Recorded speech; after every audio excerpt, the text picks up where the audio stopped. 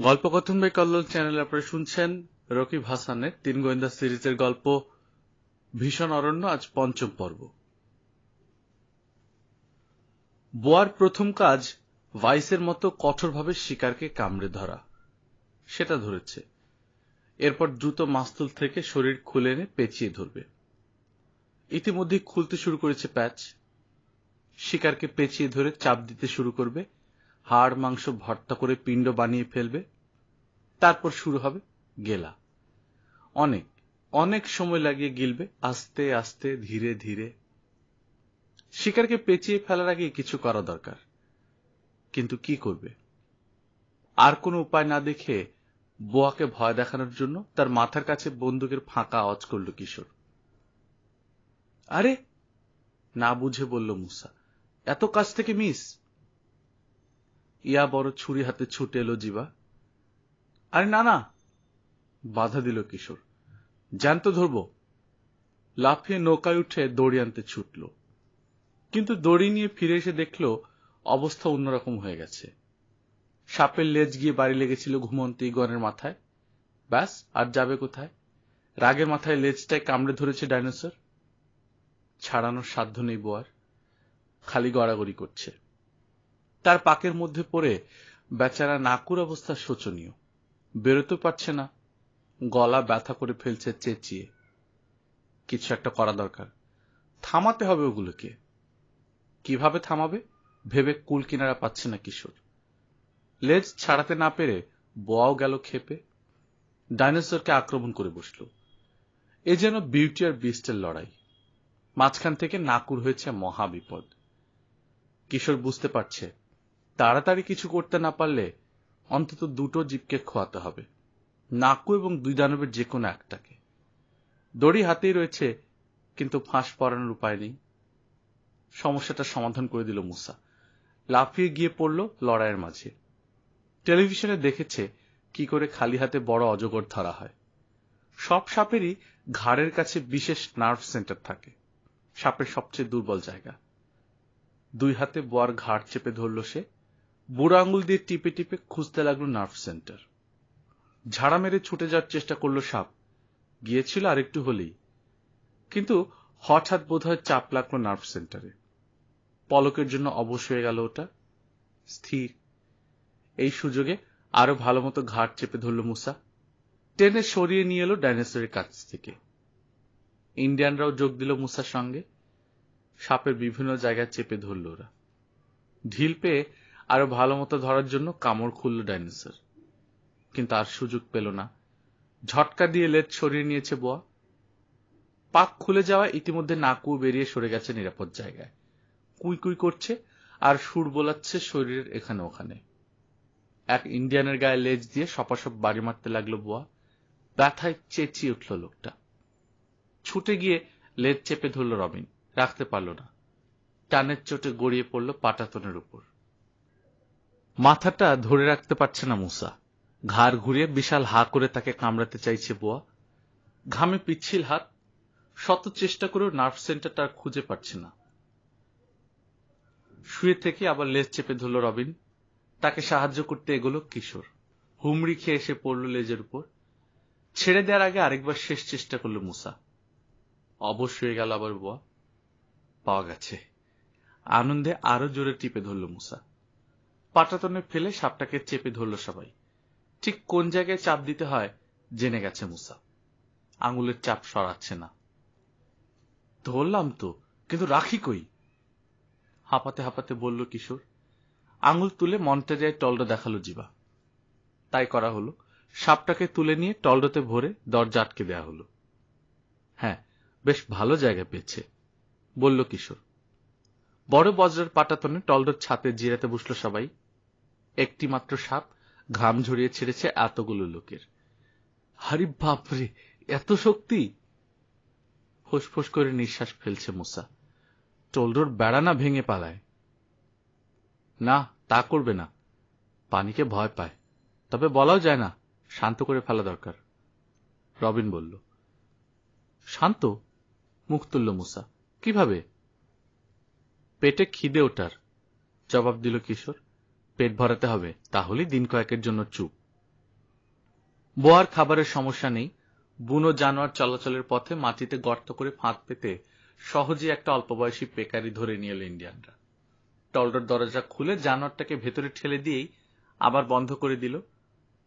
প্রায় সঙ্গে সঙ্গে শোনা গেল পেকারির আতঙ্কিত আর্তনাদ, দ্রুত কমে এলো চিৎকার, তারপর চাপা গোঙানি। অবশেষে তাও বন্ধ হয়ে গেল। টলডোর দরজা খুলে সাবধানে উকি দিল মিরাটো। এক নজর দেখে ইশারায় ডাকলো কিশোরকে। তার পাশে গিয়ে দাঁড়ালো তিন গোয়েন্দা। বোয়ার বিশাল হায়ের ভেতর অর্ধেক ঢুকে গেছে পেকারি। মুসা অবাক, এত বড়টা ঢোকালো কিভাবে? চলের গোড়া আলাদা ওদের, বোঝালো কিশোর। আমাদের চলের মতো নয়। ওপরের চল আর নিচের চলের মাঝে ইলাস্টিকের মতো জিনিস রয়েছে। ইচ্ছে করলে অনেক বেশি ছড়াতে পারে চল। দেখতে দেখতে পেকারিটাকে গিলে ফেলল বোয়া। মাথা নাড়ল মুসা। ওই রাক্ষসের জন্য রোজ খাবার জোগাড় করবে কে? ভয় নেই, রোজ লাগে না, রবিন বলল। ওই এক পেকারিতে ওর 1 সপ্তাহ চলে যাবে, 2 সপ্তাহ যেতে পারে। ওর রাগ টাগ সব শেষ। চুপচাপ গিয়ে এখন অন্ধকার কোণে শুয়ে পড়বে, সাত চড়েও আর রাগ করবে না, পড়ে পড়ে ঘুমাবে। খিদে পেলে তারপর জাগবে। ঠিকই বলেছে রবিন। খাওয়া শেষ হতেই টলডোর কোণের দিকে রওনা হলো বোয়া। সুবিধে মতো একটা জায়গা খুঁজে কুণ্ডলি পাকালো। মাথাটা কুণ্ডলির ওপর রেখে চুপ হয়ে গেল। আবছা অন্ধকারও দেখা যাচ্ছে বেমক্কা ভাবে ঢোল হয়ে ফুলে থাকা পেটটা। ওখানেই রয়েছে পেকারি। পরে সারাটা দিন বোয়ার আর কোনো সাড়াই পাওয়া গেল না। এই সময় আরেক কাণ্ড হয়েছে। বনের ভেতরে শিকারের খোঁজে গিয়েছিল মিরাটো আর 2 জন ইন্ডিয়ান। ঝুড়িতে ভরে নিয়ে এসেছে আরো ডজন খানেক সাপের বাচ্চা। একটা বোয়ার বাসা পেয়ে গিয়েছিল, তাতেই ছিল বাচ্চাগুলো। খুশি হলো কিশোর। বোয়ার বাচ্চারও নেহাত চাহিদা কম নয়। 12টা বাচ্চার অনেক দাম। অন্ধকার ঘনালে রওনা হলো বজ্রাবহর। মাঝরাতের দিকে অনুকূল হাওয়া পেয়ে পাল তোলা হলো। আশেপাশে জঙ্গল নীরব। সরু একটি প্রণালীর ভেতর দিয়ে চলেছে 3টে নৌকা। এক পাশে মূল ভূখণ্ড, আরেক পাশে ছোট্ট একটা দ্বীপ। হঠাৎ সামনের আবছা অন্ধকারের চাদর ফুঁড়ে যেন বেরোল নৌকাটা। একটা ক্যানু। পর্তুগিজ ভাষায় চিৎকার শোনা গেল। মনে হলো সাহায্যের আবেদন। সন্দেহ হলো কিশোরের। ফাঁদ নয় তো? কিন্তু সত্যি সত্যি যদি বিপদে পড়ে থাকে লোকটা? পাল নামানোর নির্দেশ দিল সে। ক্যানুর পাশাপাশি হলো বড় বজ্রা। কিশোর পাশা, ক্যানু থেকে বলল একটি কণ্ঠ। হ্যাঁ? সন্দেহ বাড়ল কিশোরের। নাম জানলো কি করে? কেন তো মাত্র 2 জন লোক। ওরাই! অদৃশ্য কার উদ্দেশ্যে চেঁচিয়ে বলল ক্যানুর একজন। তীরের কাছের অন্ধকার থেকে সাড়া এলো। পানিতে একসাথে অনেক দাঁড় ফেলার ছপ ছপ শব্দ। পাল, জলদি! চেঁচিয়ে উঠল কিশোর। কিন্তু পালের দড়িতে হাত দেওয়ার আগেই ক্যানুর একজন ঝুঁকে বড় বজ্রার কিনারা আঁকড়ে ধরল। হাতের রিভলভার নেড়ে বলল, খবরদার, নড়লেই মরবে। পাথর হয়ে গেল যেন ইন্ডিয়ানরা। সাপের ঝুড়িটার পাশে দাঁড়িয়ে রয়েছে মুসা। জায়গাটা অন্ধকার, তাকে দেখা যাচ্ছে না। এগিয়ে আসছে দাঁড়ের শব্দ। যা করার এক্ষুনি করতে হবে। আস্তে ঝুঁকে সাপের বাচ্চা ভরা ঝুড়িটা তুলে নিল সে। নৌকাটা আবছা দেখা যাচ্ছে এখন, বেশ বড়। তাতে অনেক লোক। নিশ্চয়ই ভ্যাম্পার তার দলবল। আর দেরি করল না মুসা। 2 হাতে ধরে ঝুড়িটা মাথার উপর তুলে ছুঁড়ে মারল ক্যানুর 2 জনকে লক্ষ্য করে। ঝুড়ির মুখ খুলে গিয়ে মাথার উপর যেন সর্প বৃষ্টি হলো। কি সাপ, বিষাক্ত কিনা কি করে জানবে ওরা? মাথা ঢাকার জন্য হাত উঠে গেল ওদের। ট্রিগারে আঙুলের চাপ লেগে গুলি ফুটল। কিন্তু কারো কোনো ক্ষতি করল না বুলেট। আকাশমুখো উড়ে গেল। আতঙ্কে চেঁচাচ্ছে ক্যানুতে বসা লোকটা। থাবা দিয়ে গা থেকে সরাচ্ছে কিলবিলে জীবগুলোকে। বড় বজ্রার কিনারা থেকে হাত ছড়িয়ে নিয়েছে অন্যজন। তাল সামলাতে না পেরে পড়ে গেল পানিতে। কাত করে ফেলল কেন। অন্য লোকটা পানিতে পড়ল। বাঁচাও, আমি সাঁতার জানি না। হাত ছুটছে একজন। কেউ বাঁচাতে গেল না তাকে। পালের দড়ি বাঁধা হয়ে গেছে বজ্রাবহরের। ঝপাত করে পানিতে পড়ল দাঁড়। উল্টানো ক্যানোটার পাশ দিয়ে ধেয়ে বেরোল নৌকা। পেছনে বড় নৌকাটায় চেঁচামেচি শোনা যাচ্ছে। স্প্যানিশ আর পর্তুগিজ শব্দ কম, বেশিরভাগই অশুদ্ধ ইংরেজি। ডাকাতগুলোকে বোধহয় ইকিটোস থেকেই জোগাড় করেছে ভ্যাম্প। তাদের মাঝে একজন কি দুজন রয়েছে ইন্ডিয়ান কিংবা কেবুকো, যে নদীপথ চেনে। বাকিগুলো সব আনাড়ি। দক্ষ জাহাজই হতে পারে, কিন্তু নদীপথে দাঁড়বে নৌকা চালানো এক কথা, আর সাগরে ইঞ্জিনের জাহাজ চালানো আরেক কথা। বোঝা যাচ্ছে দাঁড়বাওয়া দেখি মন্টেরিয়া নিয়ে ধাওয়া করেছে। দুই ধারে 4 জন করে দাঁড়ি।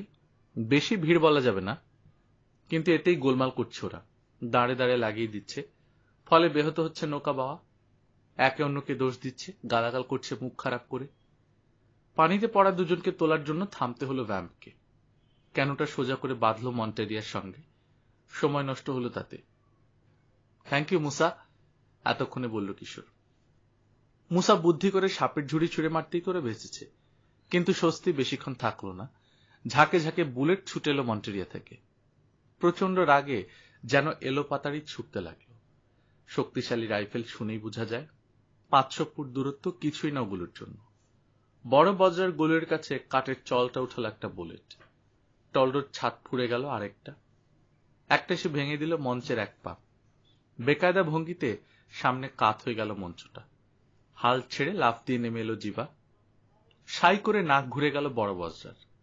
ধমক দিয়েও জিবাকে আর পাঠানো গেল না মঞ্চে। তোতলাচ্ছে জিবা। কি বলল বোঝা গেল না। নাক মুখ গুজে গিয়ে টলডোর ভেতর পড়ল। দাঁড় ফেলে লাফিয়ে গিয়ে টলডোতে উঠল মুসা। ছুটে গিয়ে চড়ল মঞ্চে। হাল ধরে নৌকার মুখ সোজা করল আবার। কিন্তু ইতিমধ্যে মূল্যবান খানিকটা সময় নষ্ট হয়ে গেছে। তার চারপাশে বুলেট ছুটছে। আকাশ আর তারার পটভূমিকায় বেশ স্পষ্ট নিশানা এখন সে। যে কোনো মুহূর্তে সে পিঠে বিঁধতে পারে গুলি, কিন্তু পরোয়া করল না। হাল ধরে না রাখলে বজ্রাবহরে সবাইকে মরতে হবে। এখন তাকে দেখলে কে বলবে এই সেই ভূতের ভয়ে কাবু স্বভাববিত মুসা আমান? কিশোর, ক্যানুর দড়ি কাটতে বলো, চেঁচিয়ে বলল মুসা। কেন? বলেই থেমে গেল কিশোর। বুঝতে পেরেছে, মিরোটাও পেরেছে। ছুরি হাতে ছুটে গেল সে।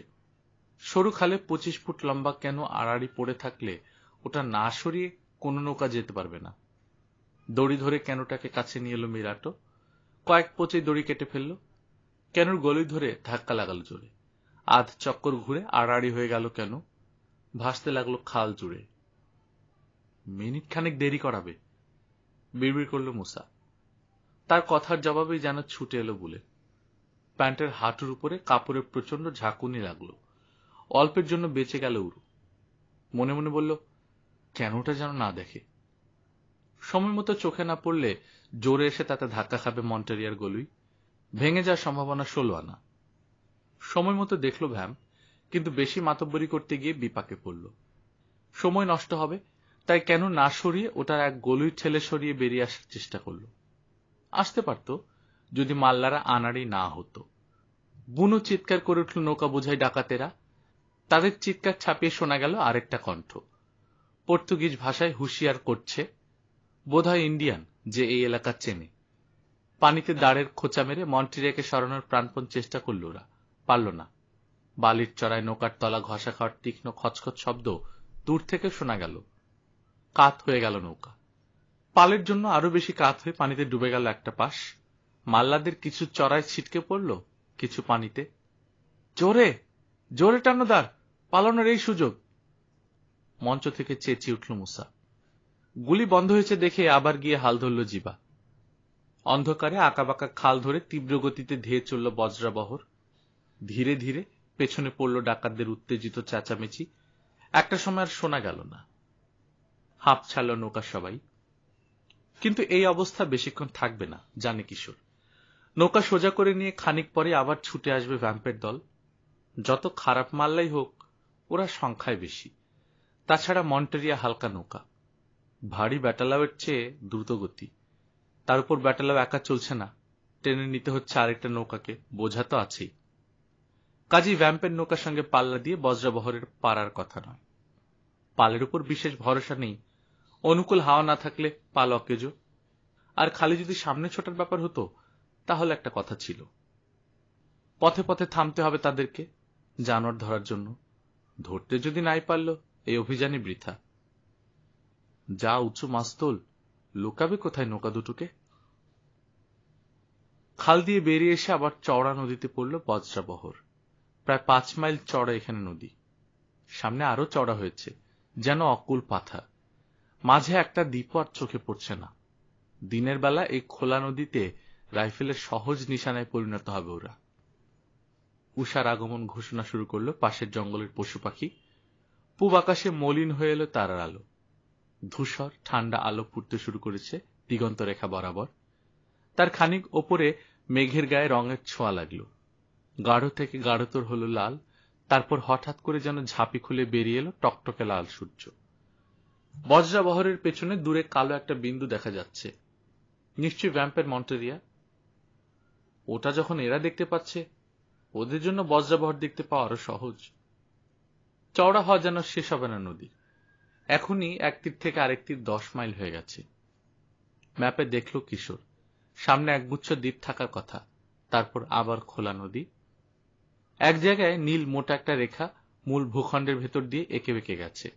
নদী এখান থেকে ঢুকেছে ডাঙার ভেতরে, আরেকখান দিয়ে বেরিয়ে পড়েছে আবার নদীতে। ওখানে কি আছে? জিবাকে জিজ্ঞেস করল কিশোর। কিচ্ছু নেই, তোমার ম্যাপ ভুল। থাকলে জানতাম। কিন্তু এই ম্যাপ তো ভুল হতে পারে না, আমেরিকান জিওগ্রাফিক্যাল সোসাইটি। বুঝতে চাইল না জিবা। তার এক কথা, ম্যাপ ভুল। কিন্তু শেষে দেখা গেল জিবাই ভুল করেছে। চড়া খালটা পাওয়া গেল। কিশোরের নির্দেশে তাতে ঢুকে পড়ল বজ্রবহর। দুই ধারে জঙ্গল এত ঘন, ভ্যাম্পের চোখকে ফাঁকি দিতে পারবে, যদি না তার কাছেও এরকম একটা ম্যাপ থাকে।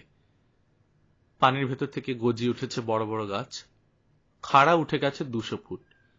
তারপর দুদিক থেকে এসে মিশেছে দুদিকের ডালপালা। মাথার উপর ছাদ তৈরি করে দিয়েছে। সেই ছাদকে জীবন্ত করে রেখেছে বানরের দল আর রাশি রাশি পাখি, চোখ ধাঁধানো রং।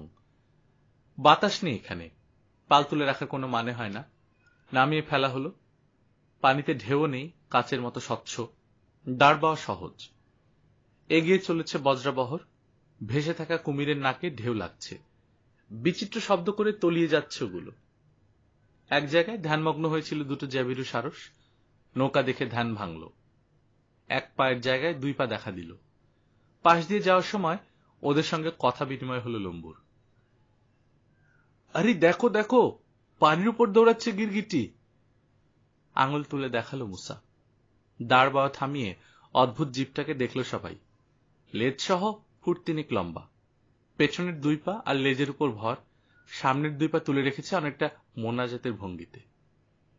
ব্যাসিলিস্ক, বলল কিশোর। অনেক দাম, রবিন বলল। ধরতে পারলে কাজ হয়, কিন্তু ধরা কঠিন।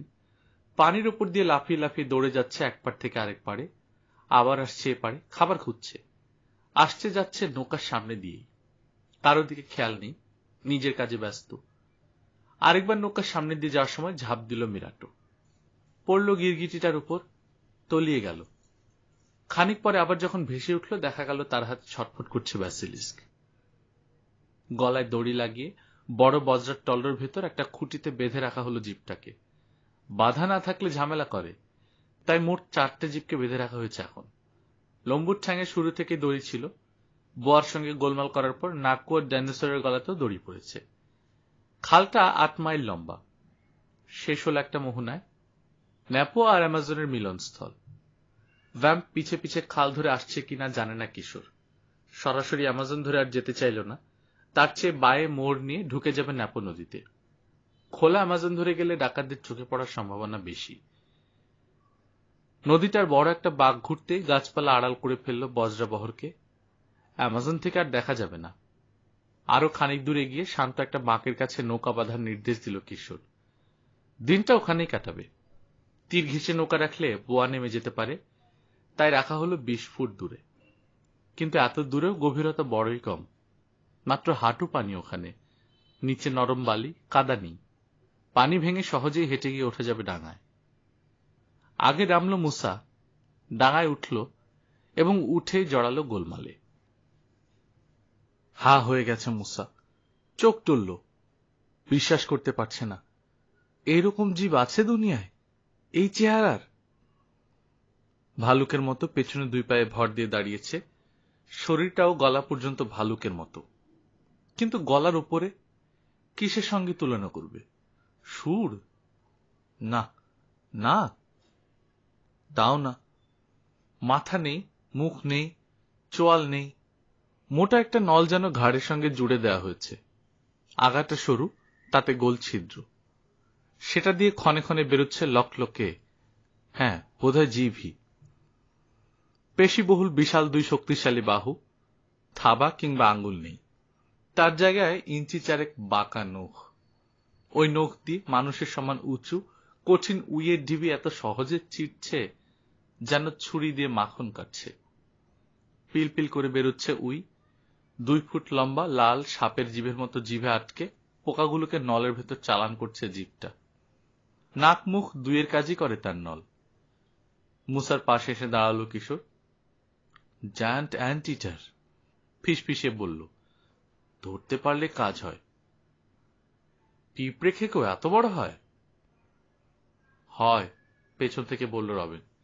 অনেক জাতের পিঁপড়ে খেকো আছে, এটা সবচেয়ে বড় জাতের। অ্যান্ট বিয়ারও বলে একে। সেটাই ঠিক নাম, ভালুকের মতোই। তো ধরতে বলছো? বেশ, ধরে দিচ্ছি। এমন ভঙ্গি করল মুসা যেন খোয়ার থেকে মুরগি ধরে আনতে যাচ্ছে। সাবধান, কিশোর বলল। ডেঞ্জারাস। ডেঞ্জারাস কিভাবে? দাঁতই নেই। নখ আছে। পেছন থেকে ধরবো। সাপটাকে ধরে সাহস বেড়ে গেছে মুসার। নিজেকে টার্জান ভাবতে আরম্ভ করেছে। পিঁপড়ে খেকোর দৃষ্টিশক্তি খুবই ক্ষীণ। গন্ধে আঁচ করে নিল ব্যাপারটা সুবিধের নয়। সামনের 2 পা নামিয়ে পিছু হাঁটতে শুরু করল। পেছনে দুলছে অদ্ভুত লেজটা। এমন লেজ যে কারো থাকতে পারে কল্পনাও করেনি কোনোদিন মুসা। কয়েক ফুট লম্বা একটা ব্রাশ যেন। ব্রাশের রোয়াগুলো প্রায় 2 ফুট লম্বা। নাকের মাথা থেকে লেজের ডগা পর্যন্ত জিভটা লম্বায় 7 ফুট। পা টিপে টিপে পিঁপড়ে খেকো পেছনে চলে এলো মুসা। পিঠের উপর ঝাঁপিয়ে পড়ে 2 হাতে পেট জড়িয়ে ধরল। দমে গেল শুরুতেই। অসাধারণ জোর জানোয়ারটার গায়ে। ঝাড়া দিয়ে পিঠ থেকে ফেলে দিল তাকে। নখের সামান্য ছোঁয়া লাগলো শুধু গোয়েন্দা সহকারীর বাহুতে। তাতে গভীর আঁচড় পড়ল চামড়ায়। রক্ত দেখা দিল। আবার 2 পায়ে দাঁড়িয়ে এগিয়ে পড়ল পিঁপড়ে খেকো। লম্বা জিভটা নলের ভেতর ঢুকছে বেরুচ্ছে। পিছু হটতে গিয়ে মাটিতে পড়ে থাকা একটা মরা ডালে হোঁচট খেয়ে উল্টে পড়ে গেল মুসা। চোখের পলকে তার গায়ের উপর এসে পড়ল রোমশ দানবটা। 2 বাহু বাড়িয়ে দিল জড়িয়ে ধরার জন্য। প্রমাদ গুনল কিশোর। শুনেছে ওভাবে ধরে চাপ দিয়ে পুমার পাঁজরও গুড়িয়ে দেয় পিঁপড়ে খেকো। ধরা পড়ার আগেই গড়িয়ে সরে এলো মুসা। উঠে দাঁড়ালো। একপাশ থেকে চেপে ধরল লম্বা নলটা। হ্যাচকা টানে নল ছুটে নিল পিঁপড়ে খেকো। বাইসাইকেলের প্যাডাল ঘোরানোর মতো করে 2 বাহু চালালো। ভয়াবহ নখ দিয়ে চিরে দিতে চায় আক্রমণকারীকে। জানোয়ারটার দুর্বল জায়গা কোথায় বুঝে ফেলেছে মুসা। পাশ থেকে লাফিয়ে এসে আবার চেপে ধরল লম্বা নল। মোচড় দিয়ে ঘুরিয়ে মাটিতে ফেলে দেবে কোরবানির গরুর মতো। তারপর পিঠে চেপে বসে কাবু করবে। হঠাৎ পাশের ঝোপ সরিয়ে বেরিয়ে এলো আরেকটা পিঁপড়ে খেকো। প্রথমটার চেয়ে বড়, বোধহয় মদ্দা। হতভম্ব হয়ে গেল মুসা, কিন্তু নল ছাড়ল না। রবিন বোবা। ঝট করে ঘুরে দৌড় দিল কিশোর, নৌকা থেকে বন্দুক আনার জন্য। বিচিত্র আওয়াজ করে সঙ্গিনীকে সাহায্য করতে ছুটে এলো পুরুষ জানোয়ারটা। বিদ্যুৎ খেলে গেল যেন মিরাটোর শরীরে। লাফিয়ে এসে পড়ল পিঁপড়ে খেকোর সামনে। সাই করে হাতে ছুরি চালালো। ছুরি না বলে তলোয়ার বলাই ভালো। 30 ইঞ্চি লম্বা ফলা। সোজা হয়ে দাঁড়ালো পিঁপড়ে খেকো। পুরো 6 ফুট, মিরাটোর চেয়ে 5 ইঞ্চি উঁচু। থাবা চালাতে শুরু করল। মিরাটোর হাতে একটা ছুরি, কিন্তু ওটার 2 হাতে 3 দুগুণে 6টা। 4 ইঞ্চি করে লম্বা, বাঁকা, খুরের মতো ধার। ইস্পাতের চেয়েও শক্ত। খুব সতর্ক মিরাটো। ক্ষিপ্র। লাফ দিয়ে সরে যাচ্ছে, একই সাথে ছুরি চালাচ্ছে সাই সাই করে, কিন্তু লাগাতে পারছে না। আরো কাছে থেকে কোপাতে হবে। কাছে এসেই নখের আওতার মধ্যে পড়ে গেল মিরাটো। তার নগ্ন বুক চিরে ফিনকি দিয়ে বেরিয়ে এলো রক্ত। লাফিয়ে ডান ধারে চলে গেল সে। সামান্য সামনে ঝুঁকেছে পিঁপড়া খেকো। সোজা হওয়ার সুযোগ না দিয়েই ছুরি চালালো মিরাটো। এক কোপে ঘাট থেকে আলাদা করে ফেলল লম্বা নল। কাটা গলা দিয়ে পিচকারির মতো ছিটকে বেরোল রক্ত। দড়াম করে মাটিতে আছড়ে পড়ল বিশাল ধরটা। বোতল আনতে নৌকায় ছুটল একজন ইন্ডিয়ান। রক্তচাটাকে খাওয়ানোর জন্য রক্ত জমিয়ে রাখবে। ওদিকে তুঙ্গে উঠেছে মুসা আর মাদি পিঁপড়ে খেকোর লড়াই। অন্য কোনো দিকে নজর দিতে পারছে না। নল চেপে ধরে মোচড় দিয়ে বারবার ফেলে দিচ্ছে মুসা, কিন্তু রাখতে পারছে না। লাফিয়ে উঠে দাঁড়াচ্ছে জানোয়ারটা। না, এভাবে হবে না। মুসার ধারণা জীবটা সাঁতার জানে না। নল চেপে ধরে তাই ঠেলে নিয়ে চলল পানির দিকে, ইচ্ছে চুবিয়ে কাবু করবে। সাহায্য করতে এগুলো মিরাটো, কিন্তু সে কিছু করার আগেই পিঁপড়া খেকোকে নিয়ে পানিতে পড়ল মুসা। ভুল যে করেছে সেটা বুঝতে পারল সঙ্গে সঙ্গেই। দক্ষ সাঁতারু পিঁপড়ে খেকো। জোর কমল না, দাপাদাপি বাড়িয়ে দিল আরো। একটাই উপায় আছে এখন, নলের মুখ পানিতে ডুবিয়ে ধরা। শ্বাস নিতে না পারলে কাহিল হবেই। সেই চেষ্টাই করল, কিন্তু কপাল খারাপ, পা পিছলে ঝাপাং করে পড়ল। সুযোগ ছাড়ল না পিঁপড়ে খেকো, জড়িয়ে ধরল শত্রুকে। একটু আগে তার সঙ্গে যে দুর্ব্যবহার করা হচ্ছিল সেটা ফিরিয়ে দিতে চাইল। দুপের কাছে শেখা পদ্ধতিতেই তাকে পানির তলায় চেপে ধরে কাহিল করতে চাইল। হাত থেকে নল ছুটে গিয়েছিল, থাবা দিয়ে আবার চেপে ধরল মুসা। প্রাণপণ চেষ্টায় টেনে নামালো পানির তলায়, শ্বাসরুদ্ধ করে দিল। দুজনেরই নাক এখন পানির তলায়, তবে যে বেশিক্ষণ দম রাখতে পারবে সেই জিতবে। সাঁতারু, বিশেষ করে ডুব সাঁতারে মুসার চেয়ে দুর্বল পিঁপড়ে খেকো, সুতরাং আগেই দম ফুরালো। মরিয়া হয়ে নাক তোলার চেষ্টা করতে লাগলো সে। ঢিলে হয়ে গেল বাহুর বাঁধন। বাঁচার জন্য ব্যস্ত হয়ে উঠেছে এখন জানোয়ারটা। নল ধরে রেখেই তার নিচ থেকে সরে এলো মুসা, মাথা তুলল পানির উপর। দাপাদাপি কমে গেল পিঁপড়ে খেকোর, ছটফট করছে শুধু এখন। ইন্ডিয়ানরা সাহায্য করতে এগিয়ে এলো।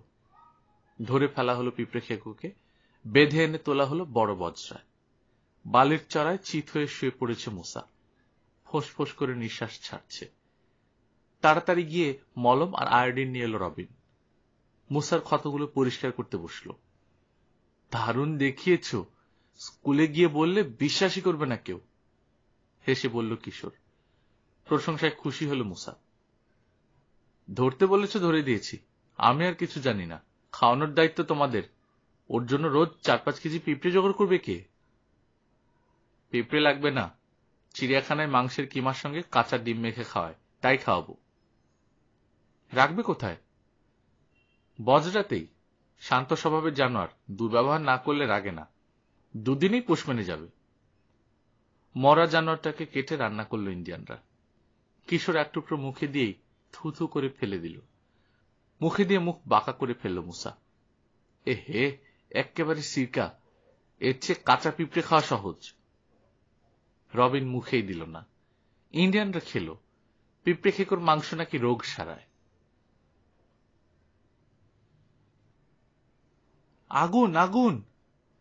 বনের দিকে হাত তুলে চেঁচিয়ে উঠল কিশোর। অ্যামাজনের কিনার দিয়ে চলেছে আবার বজ্রাবহর। ইন্ডিয়ানদের গা জ্বলছে, অনুমানে বলল রবিন। না, মাথা নাড়ল জিবা। বিদেশিদের ঘর, রিও থেকে এসেছে, ফার্ম করেছে ওখানে, বোধহয় ইন্ডিয়ানরা জ্বালিয়েছে। এই, নৌকার মুখ ঘোরাও, নির্দেশ দিল কিশোর। হাল ঘোরাল না জিবা। ইন্ডিয়ানরা যদি থাকে ধরে কেটে ফেলবে। জলদি ঘুরাও। জিবার কথা কানে তুলল না কিশোর। আগুন নেভাতে হবে, জলদি।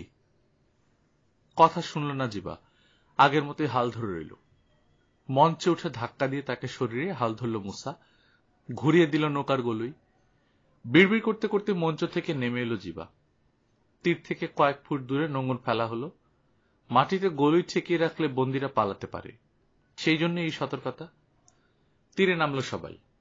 কিশোর আর রবিনের হাতে বন্দুক, মুসার হাতে রাইফেল, ইন্ডিয়ানদের হাতে তীরধনুক, ব্লোগান আর বল্লম। জিবার হাতে বিশাল এক ছুরি। চলার সময় খালি পেছনে পড়ছে সে। নৌকার দড়ি কেটে নৌকা নিয়ে পালানোর মতলব আসছে বোধ হয়। সতর্কও রয়েছে কিশোর। লোকটাকে চোখের আড়াল করল না, কিন্তু দেরি করিয়ে দিচ্ছে জিবা। শেষে বিরক্ত হয়ে সবার সামনে তাকে ঠেলে দিল কিশোর। তুমি আগে থাকো, জোরে হাঁটো। গো গো করে প্রতিবাদ জানালো জিবা, কিন্তু কান দিল না কিশোর। খানিক দূরে এগোতেই আগুন আরো ভালো মতো দেখা গেল। বালতি নিয়ে ছোটাছুটি করছে এক লোক, কুয়া থেকে পানি এনে আগুনে ছিটাচ্ছে, কিন্তু কুলি উঠতে পারছে না। জিবার পিঠে বন্দুকের নল ঠেকিয়ে খোঁচা মেরে কিশোর বলল, দৌড় দাও। দৌড়ে এগোলো সবাই। একদল সশস্ত্র লোক দেখে চমকে কোমরের কাছে হাত দিল তরুণ লোকটা। হতাশ হলো। রিভলভার থাকার কথা, কিন্তু নেই। বালতি টালতি আর আছে? চেঁচিয়ে জিজ্ঞেস করল কিশোর। ভয় চলে গেল লোকটার চেহারা থেকে। ইংরেজিতেই জবাব দিল, ওই যে ওখানে আছে। একটা চালাঘর দেখালো। যে যা পারল বালতি, ড্রাম, মগ তুলে নিয়ে কুয়ায় ছুটল সবাই। গোটা 2 চালা জ্বলে শেষ। বড় ঘরটায় আগুন ধরেছে। পানি নিয়ে ওটা বাঁচাতে ছুটল। টিনের চাল, গাছের বেড়া, তাই ঘরের আগুন দ্রুত ছড়াতে পারল না। নিভিয়ে ফেলা গেল। হাঁপাতে হাঁপাতে ভেতরে ঢুকলো লোকটা। একদিকের বেড়া পুড়েছে, ঘর কালিতে মাখামাখি। ছায়ে ভরা মেঝেতে চিত হয়ে শুয়ে পড়ল সে। ধরাধরি করে তাকে তুলে নিয়ে খাটিয়ায় শুয়ে দিল 3 গোয়েন্দা। হারিকেন জ্বালল। প্রায় বেহুশ হয়ে পড়ে রইল লোকটা, চোখ বন্ধ। জখম টখম আছে কিনা পরীক্ষা করে দেখল কিশোর। না, তেমন কোনো জখম নেই। বেশি পরিশ্রমে কাহিল হয়ে গেছে। দৌড়ে গিয়ে কুয়া থেকে তোয়ালে ভিজিয়ে আনলো মিরাটো। ভেজা তোয়ালে ভাঁজ করে লোকটার কপালে বিছিয়ে দিল কিশোর। আস্তে করে চোখ মেলল লোকটা। চোখা চেহারা, চোখে বুদ্ধির ছাপ। ফ্যাকাশে মুখে হাসি ফুটল, নড়ে উঠল ঠোঁট। থ্যাঙ্কস। এক গ্লাস খাবার পানি নিয়ে এলো রবিন। লোকটার মাথার নিচে হাত দিয়ে ধরে তুলে আধশোয়া করল মুসা। রবিনের হাতে গ্লাস রেখে এই পানি খেল লোকটা। সোজা হয়ে বসে ঘরের চারদিকে চোখ বোলালো। সবকিছু এলোমেলো, ছড়িয়ে ছিটিয়ে রয়েছে। বাক্সগুলো মেঝেতে পড়ে রয়েছে, খালি। আলমারির দরজা খোলা, তাক খালি। ভেতরের কিছু জিনিসপত্র ছড়িয়ে আছে মেঝেতে।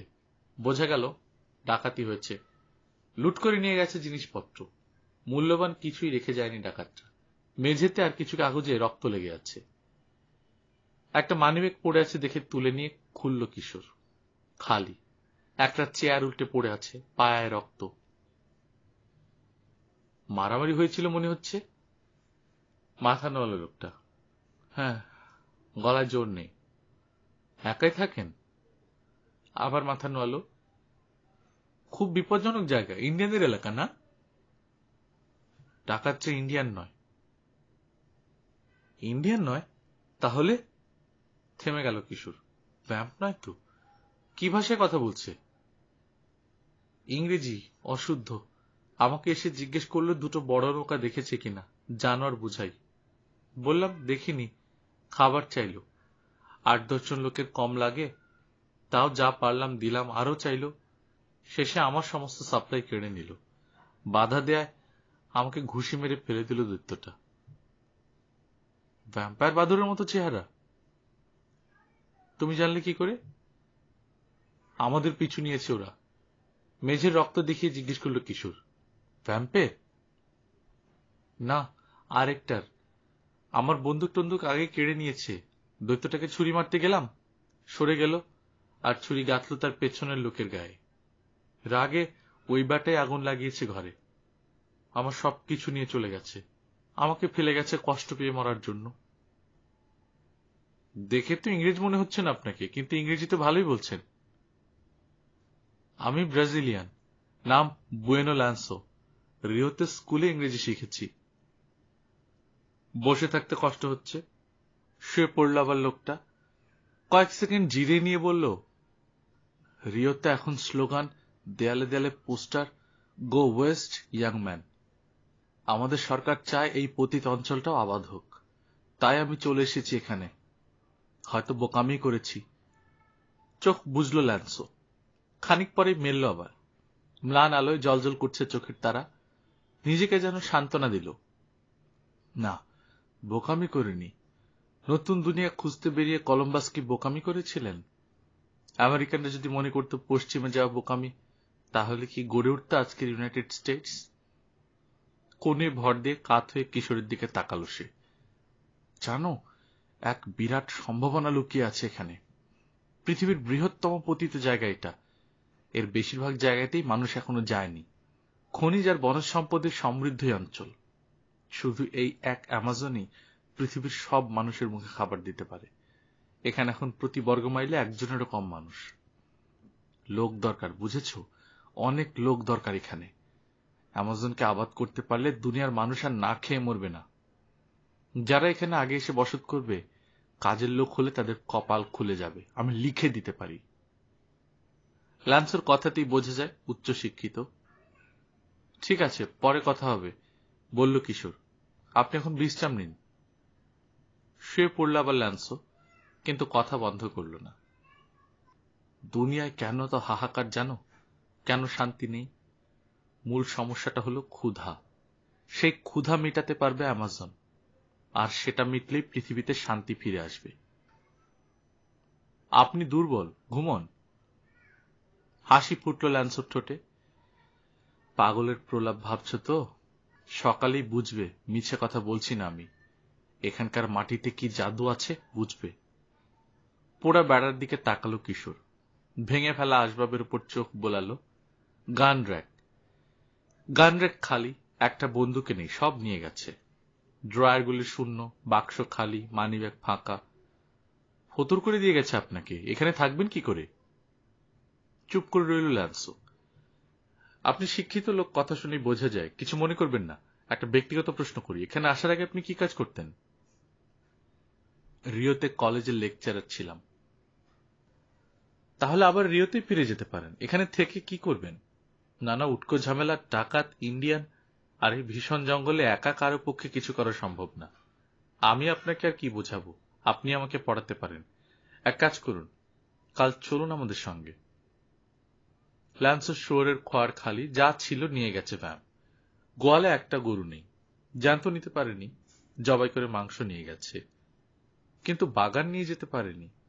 ধানের আর গমের ক্ষেত আছে, আছে সিম, লেটুস, শশা, গাজর, বাঁধাকপির বাগান। পরদিন সকালে সেসব দেখে তাজ্জুব হয়ে গেল কিশোর। আমি তো ভেবেছিলাম এত বৃষ্টি, মাটির রসকস কিচ্ছু নেই। কিন্তু আছে যে, এখন তো বুঝতে পারছো, বরং অনেক বেশি আছে। দুনিয়ার চাষিদের সর্বক্ষণের চিন্তা কি করে বেশি ফলাবে, বড় ফলাবে। আর এখানে এলে হয়তো ভাবতে শুরু করতো কি করে কম ফলিয়ে ফলন স্বাভাবিক রাখা যায়। এত বেশি ফলে ঠেকিয়ে রাখা যায় না। রাতারাতি বেড়ে যায় ঘাসের জঙ্গল, রোজ নিড়ানি লাগে। বিশ্বাস করবে, এক রাতে 1 ফুট বেড়ে যায় বাঁশের কোড়ল। ইউনাইটেড স্টেটসে শস্যের যে চারা বড় হতে 2-3 সপ্তাহ লাগে, এখানে বড় জোর 3 দিন। আর দেখো কমলার সাইজ দেখো। হা হয়ে গেল কিশোর। পাকেনি এখনো, এখনই ফুটবলের সমান এক একটা। এত ধরেছে পাতা দেখা যায় না। এগুলো কমলা? কমলা। এখান থেকে বীজ নিয়ে ক্যালিফোর্নিয়ায় চাষের চেষ্টা হচ্ছে, ফলছে ঠিকই, কিন্তু এত বড় করতে পারছে না। এর 3 ভাগের 1 ভাগ বড় হয় ওগুলো। ফল গাছের অভাব নেই। আম, অ্যাভোকাডো, কোকা, রুটি ফল গাছে ধরে আছে রাশি রাশি ফল। কলার ঝাড়ের প্রায় প্রতিটি গাছেই কলা। খানিকটা খোলা জায়গায় ঘন সবুজ হাতি ঘাস। তারপর শুরু হয়েছে মূল্যবান গাছের জঙ্গল। লোহা কাঠ, মেহগনি, সিডার, রবার, এসব গাছের সীমা সংখ্যা নেই। 8-10 তলা বাড়ির সমান উঁচু ব্রাজিল বাদাম আর মাখন বাদাম গাছে যে কত বাদাম ধরেছে আন্দাজ করা মুশকিল। আর আছে ছড়ানো বিশাল ডুমুর গাছ। আরো কিছু গাছ আছে যেগুলো থেকে তেল বের করা যায়। সেই তেল কারখানার কাজে লাগে। ইদানিং ইউনাইটেড স্টেটস আগ্রহ দেখাচ্ছে অ্যামাজনের দিকে, বলল ল্যান্সো। অ্যামাজন ইনস্টিটিউট গড়েছে, বিভিন্ন বিষয়ে অভিজ্ঞ ডজন ডজন বিশেষজ্ঞ পাঠাচ্ছে অ্যামাজন বেসিনে গবেষণা চালানোর জন্য। কয়েকজন আমার ফার্ম দেখে গেছে, উৎসাহ দিয়ে গেছে। ল্যান্সোর হাত ধরল কিশোর। আমাকে মাফ করবেন স্যার, আপনাকে চলে যেতে বলেছি বলে। এখন আমারই থাকতে ইচ্ছে করছে। যাই হোক, চলি, গুড বাই। বজ্রা বহরে ফিরে এলো অভিযাত্রীরা। নৌকা ভাসালো। বুয়েনো ল্যান্সোর অজান্তে তার গান রেখে একটা রিভলভার আর 270 উইনচেস্টার রাইফেলটা রেখে দিয়ে এসেছে কিশোর। কয়েক বাক্স গুলি আর কিছু কাপড় চোপড় রেখে এসেছে।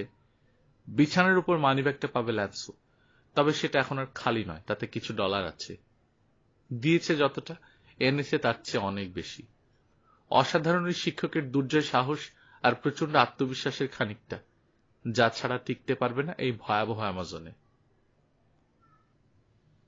দিন যায়, ভ্যাম্পের আর কোনো সাড়া নেই, কিন্তু কিশোর জানে তাদের আগে আগে চলেছে ডাকাতের দল। এখনো হয়তো বুঝতে পারেনি যাদেরকে খুঁজছে তারা রয়েছে পেছনে। যেই বুঝবে পথে কোথাও ঘাপটি মেরে থাকবে, বজ্রাবহের কাছাকাছি হলেই দখলের চেষ্টা চালাবে। রোজই কিছু না কিছু নতুন যাত্রী যোগ হচ্ছে বজ্রাবহরে। একটা টকটকে লাল আইবিস পাখি, একটা গোলাপি স্পুনবিল, একটা সোনালী কনিউর, একটা কিউরেসো আর একটা কক অব দ্য রক ধরল। সবকটাই পোষ মানল। জানোয়ার ধরার নেশায় পেয়েছে কিশোরকে। এত ধরেও কিছুতেই সন্তুষ্ট হতে পারছে না। আসল দুটোকেই ধরতে পারলাম না এখনো। একদিন বলল সে, অ্যানাকোন্ডা আর টিগ্রে। মিরাটো, কিভাবে ধরি বলতো? তরুণ ইন্ডিয়ানের উপর বিশ্বাস জন্মে গেছে তিন গোয়েন্দার। পছন্দ করেছে তাকে, সেও পছন্দ করেছে ওদেরকে। অবশ্য সময় ঘন্টার পর ঘন্টা টলরোড ছাদে বসে গোয়েন্দাদের লিঙ্গুয়া জেনারেল ল্যাঙ্গুয়েজ শেখায় সে।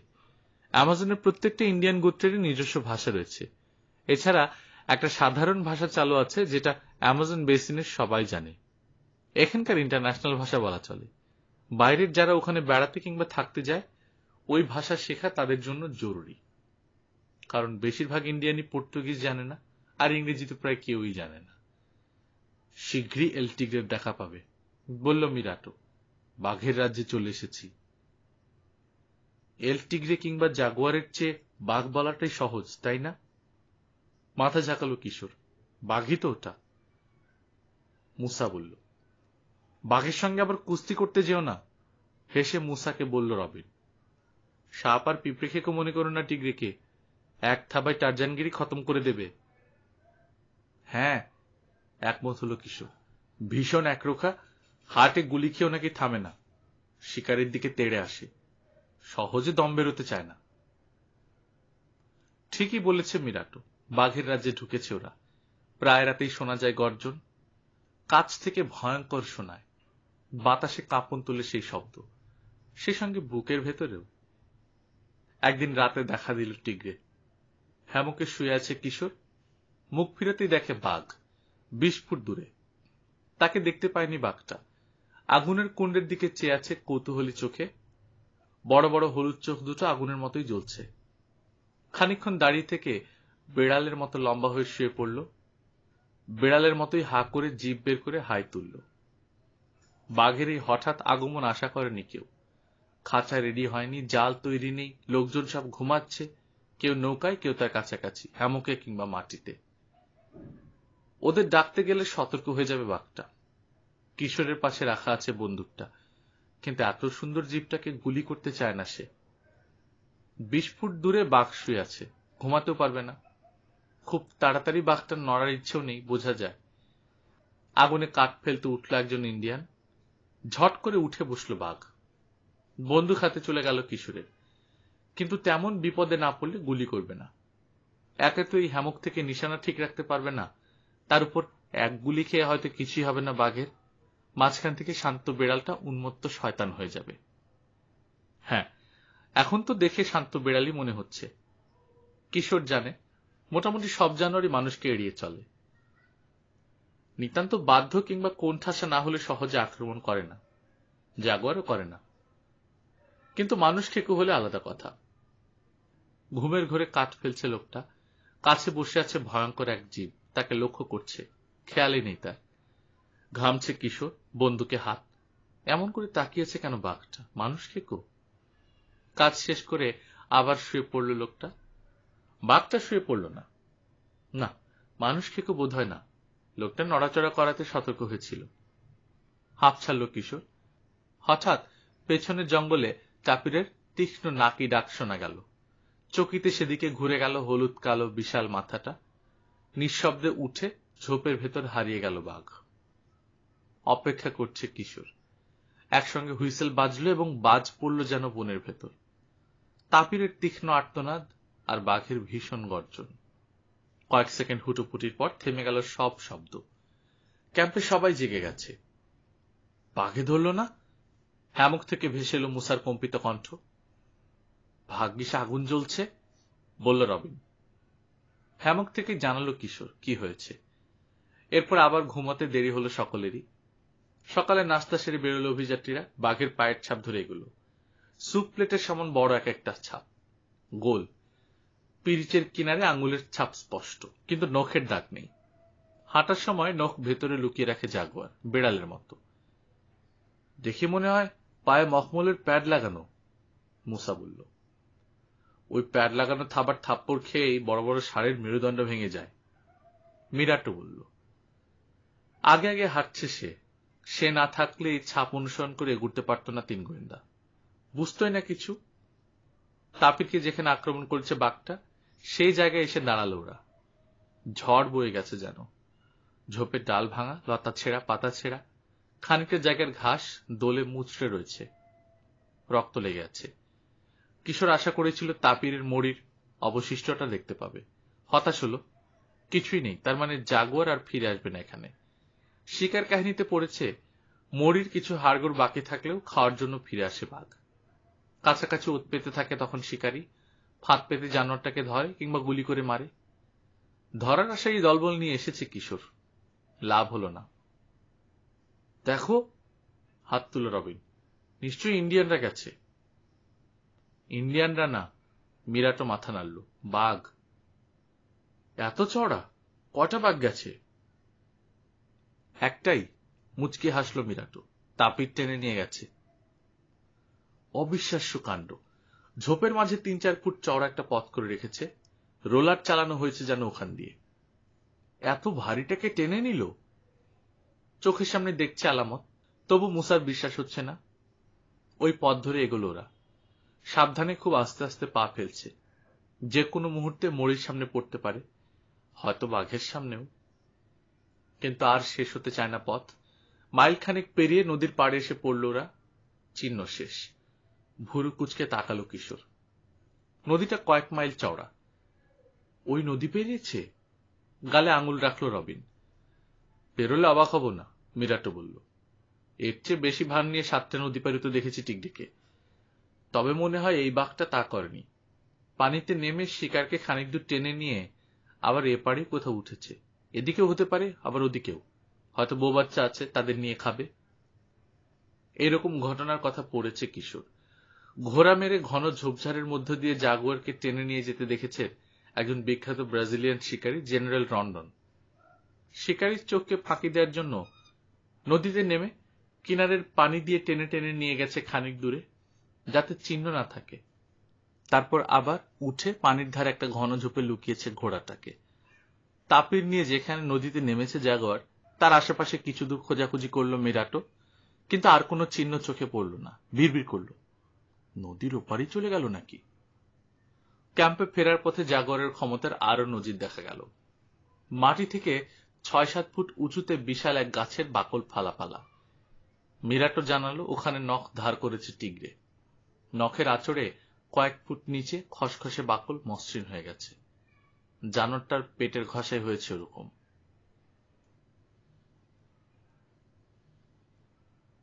গল্পকথন বাই কল্লোল চ্যানেলে আপনারা শুনছিলেন রকিব হাসানের লেখা 3 গোয়েন্দা সিরিজের ভীষণ অরণ্য, আজ 5ম পর্ব। আমরা নিয়মিত গল্প পাঠ করে শোনাচ্ছি। আপনারা যারা প্রথমবার মতো শুনছেন, কাইন্ডলি সাবস্ক্রাইব করে নেবেন। নিজে ভালো থাকবেন, আশেপাশের লোকজনকে ভালো রাখবেন। তারা